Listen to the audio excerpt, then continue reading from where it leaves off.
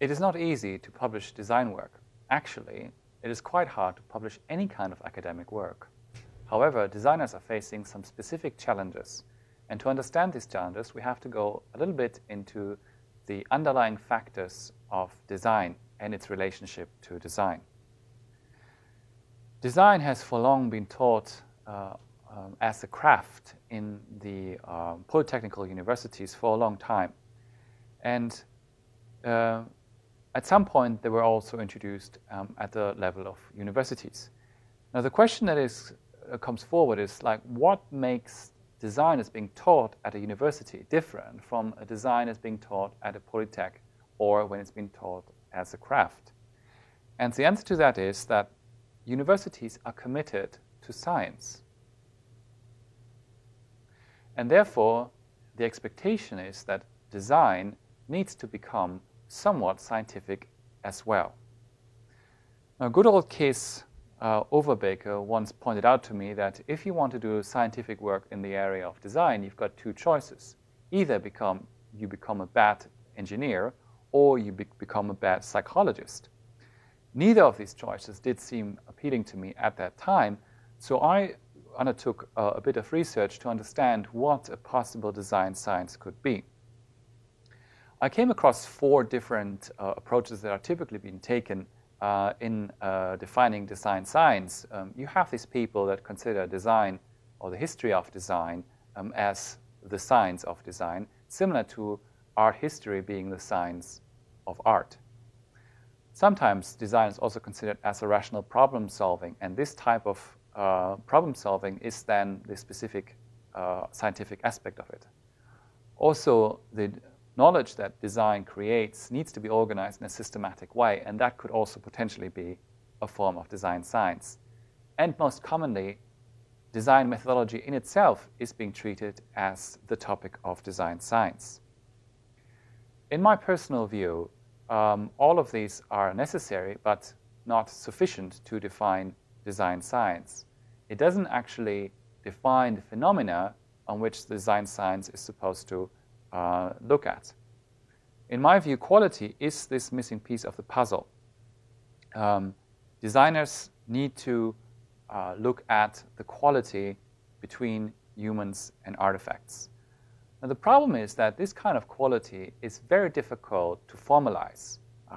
It cannot easily be abstracted into mathematical formulas. The knowledge of design is typically inside of the designers and not externally stored in papers, formulas, or programs. Therefore, I believe that also a lot of the design work is best communicated by simply looking at it, experiencing design, trying it out. Looking at a painting is so much more convincing than just reading about it. So then, if design work is better felt and experienced than read about, then of course the question is, what do design journals then do? Now, much work that is being published in the design journals focus on design methodology. But in the same way that biology is not the science of how biologists work, design methodology can also not be the science of design. Even if we do consider the activities of a designer to be the focus of design science, then this human behavior is actually a form of psychology. It is understanding how people solve problems. One other thing that comes up quite often is the idea of design patterns. So the idea is that you come up to a certain solution to a problem, and what it turns out that this solution that you develop actually applies not just to one problem, but to a family of problems. And this kind of pattern is something that you then write about. The problem with this and most other publications in design is the generalizability of the results. Very often you see case studies, or stereotypically you have, I had a problem X, and I used this method Y, and it resulted in the results Z, and these results were good, and that is then the paper. But the problem is, how can you generalize such knowledge to other cases? the design patterns might be to a certain degree an answer, in the sense that the solution that you found might be also suitable for other problems. However, it doesn't compare even close to the generalizability that the other sciences are up to, and particularly the sciences that deal with nature. The rule of, or the law of gravity applies to every molecule, and not just to 3 or 5 different design problems. So generalizability, in my view, is the biggest problem that designers are facing when they want to publish their work. A lot of their work is individual experiences and not something that is translatable to other people and other problems. And this results very often, the expectation is that design is supposed to be scientific, and if you put the department of design in the context of a whole university, you then see very big differences. So in New Zealand, we have performance-based research funding, and all the universities and all the researchers are being evaluated once every 6 years on their performance. What you see here in this graph is the result for the University of Canterbury in terms of the average output per person, split out over all the different departments over a period of 6 years. And what you see is that there is a dramatic difference in terms of the number of outputs that people produce. And outputs in this case is not just scientific papers published in journals, but actually the definition that's been used in the PBRF encompasses or includes also a lot of other different types of outputs. For example, a theater performance is considered an output. Still, the productivity varies largely. Moreover, it also heavily depends on the actual person. Not every person is productive. So here we see the graph of all the people. On the x-axis is just like the people, and on the y-axis is the output. So you see we've got one outlier which has over 450 outputs produced. And overall, we see that the top 20% of the people are responsible for 80% of the output. This is not too bad, since very often it's argued that 20% of the people are usually responsible for 80% of the effects.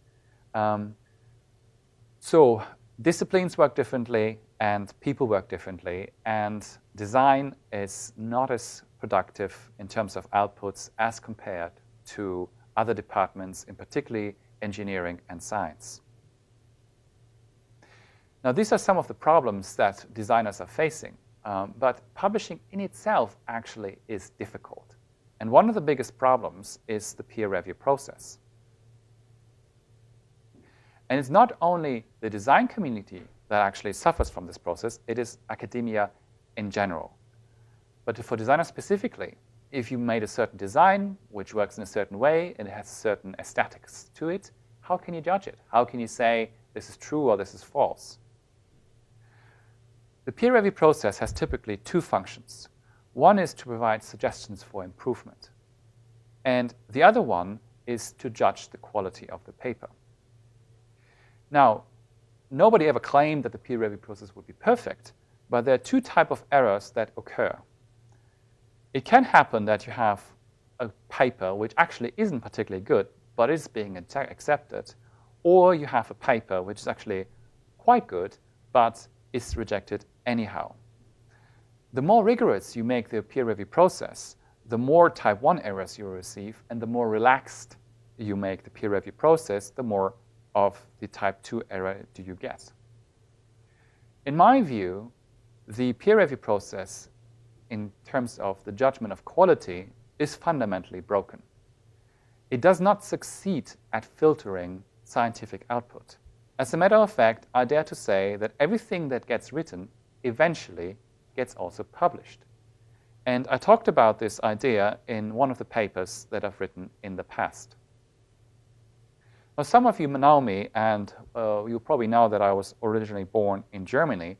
And one of the German specialty is complaining, or in German, nörgeln. In Germany, nörgeln is a form of high intellectual power.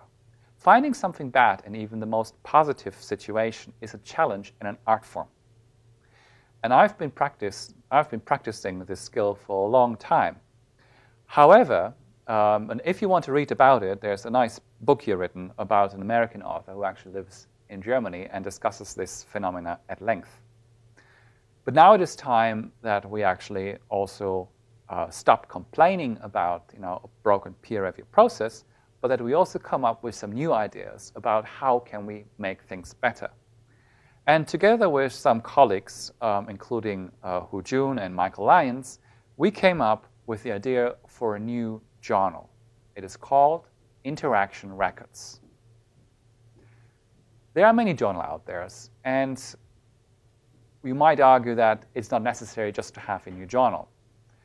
However, we do believe that this journal has some key policies that are of great relevance to the audience of this conference, but also to all the other researchers in the area of human-computer interaction in general.